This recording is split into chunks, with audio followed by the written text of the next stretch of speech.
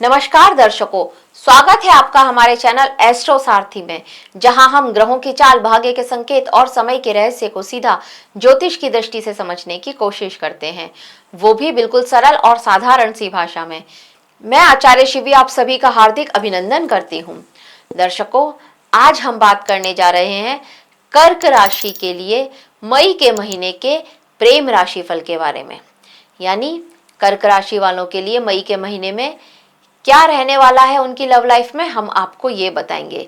लेकिन उससे पहले अगर आपने हमारे चैनल एस्ट्रो सारथी को सब्सक्राइब नहीं किया है तो तुरंत सब्सक्राइब कीजिए, ताकि ज्योतिष से जुड़ी हुई सारी महत्वपूर्ण जानकारियां आप तक सही समय पर पहुंच सकें। तो चलिए शुरू करते हैं और जानते हैं कर्क राशि का मई के महीने का प्रेम राशि फल। देखिए कर्क राशि वालों, प्रेम और संबंधों की परीक्षा आपके लिए रहने वाली है इस मई के महीने में। गुरु आपके लिए 12वें भाव में गोचर करेंगे, मतलब त्याग, दूरी और कहीं ना कहीं एक अंदरूनी संघर्ष, आपके अंदर ही एक द्वंद्व चल रहा है। इस तरह की स्थिति यहाँ पर गुरुदेव ने आपके लिए बनाई हुई है। विवाह और स्थिर संबंधों के कारक होते हैं यह गुरु, इसीलिए अब इनका द्वादश भाव में होना रिश्तों में भावनात्मक थकान या एक अस्थायी दूरी लेकर के आ सकता है। आपको लग सकता है कि आप अधिक समय दे रहे हैं अपने पार्टनर वाले को, लेकिन वो आपके उस समय की वैल्यू नहीं कर रहा, वो आपको समझने की कोशिश नहीं कर रहा है। अब शुक्र ग्रह की स्थिति को देखें तो शुक्र जो कि शुरुआत में एकादश भाव में रहेंगे, तो यहाँ पर मित्रता से के माध्यम से प्रेम और इच्छाओं की पूर्ति के योग बनाएंगे। यह कोई पुराना दोस्त, आपका कोई पुराना खास दोस्त, उसके साथ अब आपका प्रेम संबंध शुरू हो, इस तरह की स्थिति यहाँ पर बनेगी। लेकिन जैसे ही यह शुक्र आपके लिए द्वादश भाव में प्रवेश करेंगे, तो ये कहीं कोई गुप्त आकर्षण या किसी निजी बातचीत से या फिर किसी के लिए आपकी जो फीलिंग्स हैं आप उसको छुपाएं, इस तरह की स्थिति यहाँ पर आपके लिए इस माह में बनने वाली है। राहु का अष्टम भाव में रह करके गोचर करना ये रहस्य, अविश्वास या अचानक से किसी खुलासे की स्थिति को बना सकता है, तो थोड़ा सावधान रहिएगा आप। इस माह बिना पुष्टि के किसी पर भी शक बिल्कुल ना करें। जब तक आपके पास सबूत ना हो, पूरा प्रूफ ना हो, तब तक आप शक ना करें अपने पार्टनर पर। इस बात का आपको ध्यान देना चाहिए। शनि जो कि नवम भाव में है, ये आपको सिद्धांत और विश्वास, इन दोनों के लिए आपको कठिन परीक्षा देनी पड़े, ये आपके लिए वो स्थिति बनाएंगे। रिश्तों में नैतिकता ही सबसे बड़ा मुद्दा बनेगी। यहाँ पर आप अपने पार्टनर से पूछेंगे कि सही क्या है, गलत क्या है। ये यहाँ पर आप लोगों के बीच में इस माह में मुद्दा बन सकता है विवाद का, कि सही क्या होना चाहिए। अब मंगल जो कि नवम भाव में है, ये यहाँ पर अहंकार और विचारों के टकराव दे रहे हैं। बातचीत में कहीं ना कहीं उसको अहंकार महसूस हो सकता है आपके पार्टनर को। अब देखते हैं जो सिंगल हैं उनके लिए यह माह क्या लेकर के आ रहा है।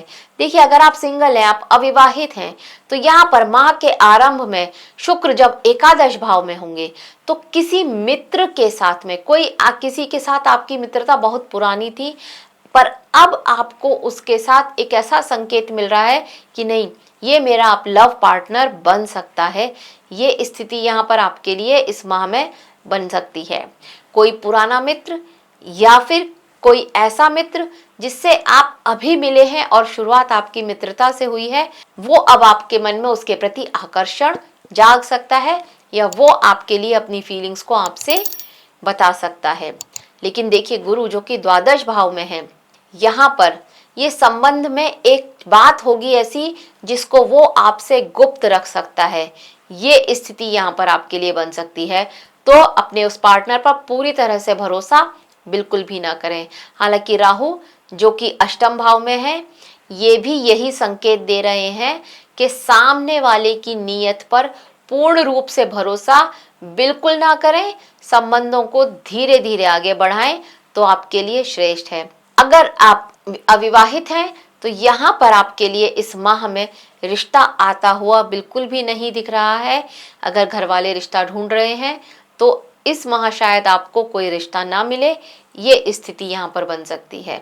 अब उनकी बात कर लेते हैं जिनका ब्रेकअप हुआ है हाल ही में।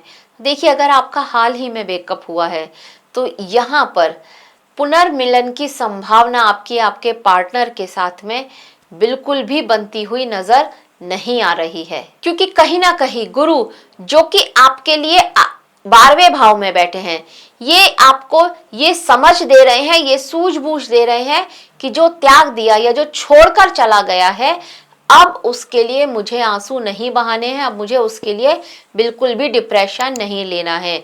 राहु अष्टम भाव में है, ये आपको पुरानी सच्चाइयों को, उनकी जो भी पुरानी सच्चाई थी वो सब आपके सामने उजागर करते हुए यहाँ पर नजर आ रहे हैं। तो कहीं ना कहीं अब आपके मन में अपने एक्स के लिए जो फीलिंग्स थी वो खत्म होती हुई यहाँ पर नजर आ रही हैं। आप बिल्कुल भी उनसे बातचीत करना नहीं चाहते हैं और आपका एक्स भी आपसे कांटेक्ट करे, इस तरह की संभावना भी कम बनती हुई नजर आ रही है। इस माह आपकी लाइफ में अभी किसी के आने की कोई गुंजाइश नहीं है। आपको कोई दोस्त तो अवश्य ही मिल सकता है, पर अभी किसी के साथ आपकी लव वाली स्थिति तो नहीं बनेगी इस माह में। अब उनकी बात कर लेते हैं जो पहले से ही किसी के साथ लव रिलेशनशिप में है। तो देखिए, जो लोग पहले से ही यहाँ पर संबंध में हैं, उनके लिए इस माह में आपके विश्वास की परीक्षा रहने वाली है। आप अपने पार्टनर पर कितना भरोसा करते हैं, ये मई का महीने में आपको कहीं ना कहीं समझ में आएगा।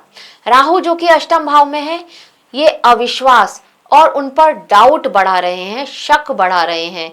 शुक्र द्वादश भाव में जब ये प्रवेश करेंगे आपके लिए, तब ये निजी संदेश या फिर कोई छुपी हुई बातचीत, ये आप दोनों के बीच में विवाद का कारण बन सकती है। कोई ऐसी बात जो आपके पार्टनर ने आपसे छुपाई हुई थी या आपने अपने पार्टनर से छुपाई हुई थी, अब वो आप दोनों के बीच में विवाद की स्थिति लेकर के आ सकती है। वो बातचीत कहीं ना कहीं पार्टनर के सामने आ सकती है, ये बात आपको ध्यान देना होगा। और मंगल जो कि दशम भाव में है, ये यहाँ पर बैठ करके एक अहंकार और टकराव की स्थिति देख रहे हैं। मतलब आप या आपका पार्टनर अपनी गलती को एक्सेप्ट करने की बजाय अपने आपके साथ सफाई देता हुआ, बातचीत करता हुआ, बहस करता हुआ नजर आ रहा है, और जिस वजह से आप लोगों के बीच में एक अच्छा खासा विवाद हो, ये स्थिति यहाँ पर होती हुई नजर आ रही है। तो अगर आपके जो बातचीत है, संवाद है, इसमें स्पष्टता नहीं रहेगी तो यहाँ पर ब्रेकअप के चांसेस भी आपके लिए बन सकते हैं। तो ये बात आपको थोड़ा सा ध्यान रखनी होगी। अब उनकी बात करते हैं जो शादीशुदा हैं। देखिए, विवाहित जातकों के लिए मई के महीने में मिश्रित परिणाम रहने वाले हैं, क्योंकि गुरु यहाँ पर आपके 12वें भाव में होंगे, तो इससे जीवन साथी के साथ आपकी थोड़ा भावनात्मक दूरियां हो सकती हैं। शनि जो कि 9वें भाव में होंगे, ये सिद्धांतों और परिवार के मुद्दों पर कहीं ना कहीं मतभेद हो सकता है। कहीं ना कहीं आपको ये लगेगा कि ये मेरे रूल्स के अगेंस्ट है, ऐसा नहीं करना चाहिए, और इस तरह का प्रेशर आप अपने पार्टनर पर डाल सकते हैं। और यही बात से आपके परिवार में किसी ना किसी बात को लेकर के मनमुटाव, वो स्थिति यहाँ पर बन रही है। कहासुनी यहाँ पर आपके और आप जीवन साथी के बीच में यहाँ पर होती हुई नजर आ रही है। यहाँ पर आपके जो मैरिड लाइफ है, वहां पर असंतोष बढ़ता हुआ भी नजर आ रहा है। तो ये बात को आपको थोड़ा सा ध्यान रखना होगा। अब अगर उनकी बात करें जिनका एक्स्ट्रा मैरिटल चल रहा है, तो देखिए, शुक्र का द्वादश भाव में जाना, ये यहाँ पर एक्स्ट्रा मैरिटल के पूरे चांसेस यहाँ पर बना रहा है। राहु जो कि अष्टम भाव में है, ये एकदम स्पष्ट योग बना रहे हैं कि इस माह आपका किसी के साथ एक्स्ट्रा मैरिटल अवश्य ही शुरू हो सकता है, क्योंकि वैवाहिक जीवन में भी कहीं ना कहीं दूरियां आती हुई नजर आ रही हैं।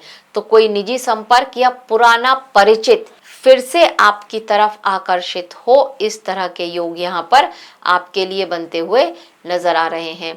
देखिए, ये जो संबंध होगा आपका जो ये आकर्षण होगा, ये शारीरिक स्तर पर तीव्र हो सकता है, पर क्योंकि राहु यहाँ पर अष्टम भाव में बैठे हैं, तो ये जो आपका सीक्रेट रिलेशन है, अब ये सीक्रेट ना रहे, इसके कहीं ना कहीं उजागर होने के बहुत ज़्यादा चांसेस भी यही राहु बना रहे हैं।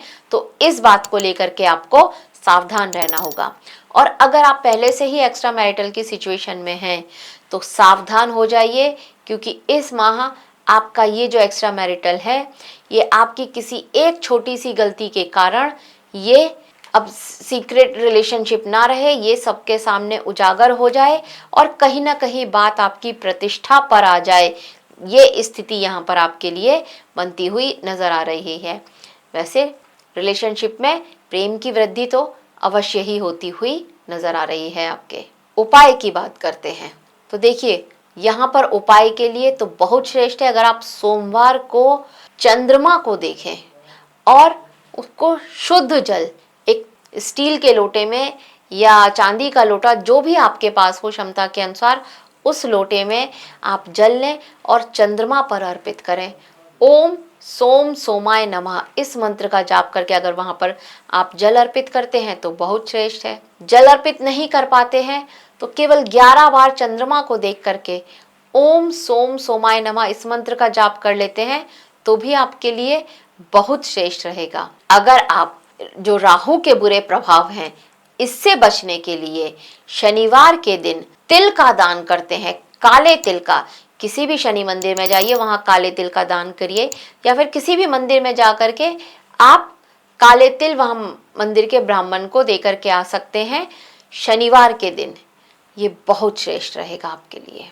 तो कर्क राशि वालों के लिए ये जो मई का प्रेम राशिफल है, ये बिल्कुल स्पष्ट संकेत दे रहा है कि ये महीना आपके लिए भावनात्मक परीक्षाओं का रहने वाला है।